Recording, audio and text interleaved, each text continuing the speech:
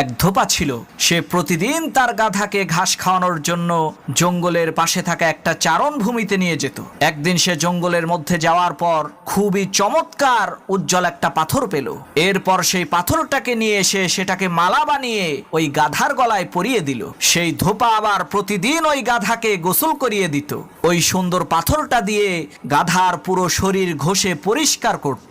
একদিন একজন স্বর্ণকার জহুরি পাশ দিয়ে যাওয়ার সময় ধোপার এই কাণ্ড দেখে অবাক হয়ে বলল, সর্বনাশ, কোটি কোটি টাকা দামের মহামূল্যবান হীরা দিয়ে এই ধোপা গাধার শরীর পরিষ্কার করছে।